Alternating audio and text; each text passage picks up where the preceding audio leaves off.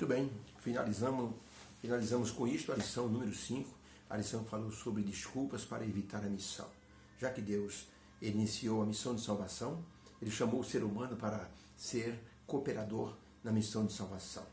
E vamos encerrar esse estudo com a certeza de que Deus nos avisou a respeito das desculpas, para que nós possamos depois, ou seja, nós não podemos depois dizer, eu não sabia. Deus os chama. E todo cristão nasce no reino de Deus como missionário. Como Jonas, nós temos algumas vezes rejeitado assim as ordens divinas na questão de falar a mensagem de salvação a todos que estão sob nossa influência de uma forma ou de outra. Nós influenciamos pessoas.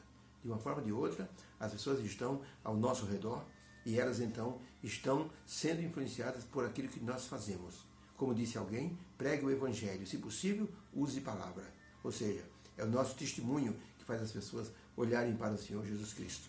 A exemplo de Jonas, algumas pessoas têm usado desculpas como o medo, como por exemplo, ideias falsas sobre Deus, inconveniência, a pessoa se torna inconveniente com suas atitudes, a pessoa cria conflitos desconfortáveis para evitar, assim, cumprir a missão e outras desculpas que muitas vezes são sem sentido.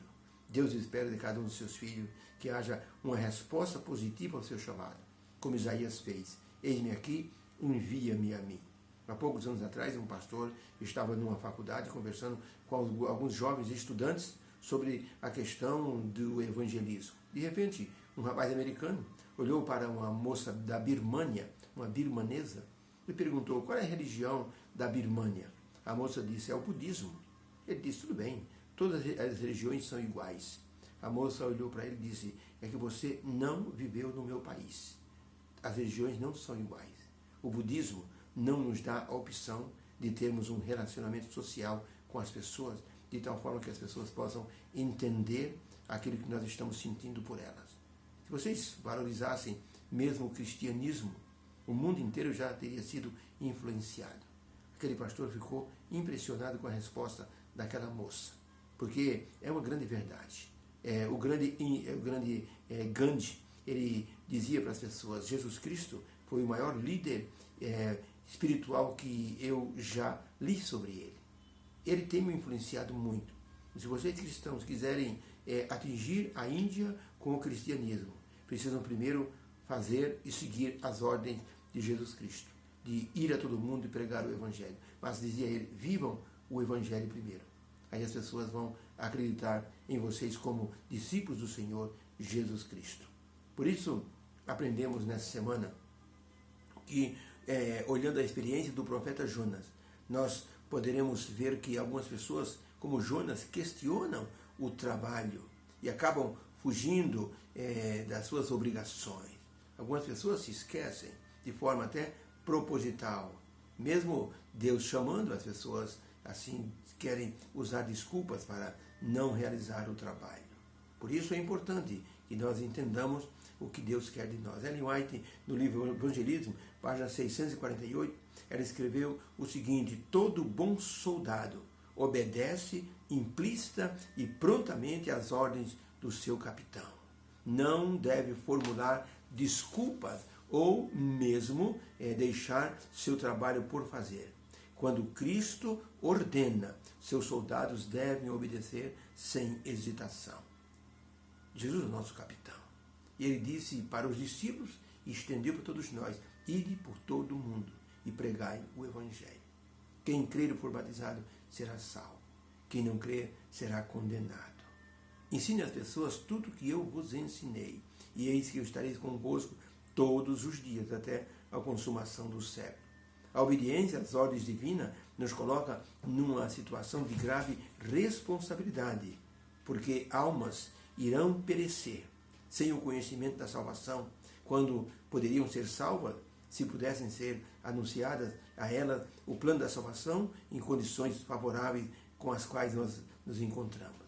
Deus vai requerer dos seus mensageiros o sangue daqueles que pereceram sem a mensagem, que daria a essas pessoas a oportunidade de salvação. Tem que haver um sentimento de urgência assim, no coração dos mensageiros. Um telegrafista, numa base de trem, recebeu um recado pelo telégrafo: pare o trem de passageiro.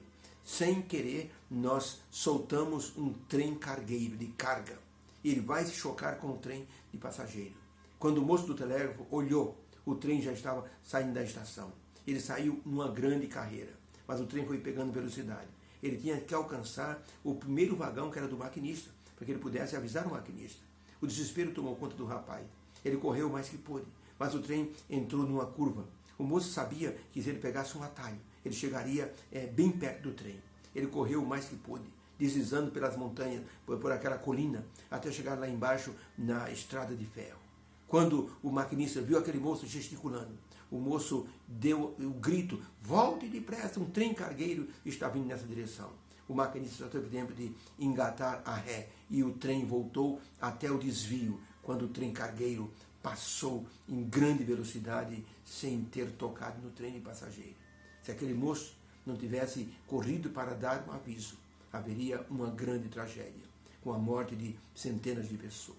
Aquele moço tinha o sentimento de urgência que o cristão deve ter quando olha para o tempo do fim, com tudo que a Bíblia nos fala sobre o que acontecerá.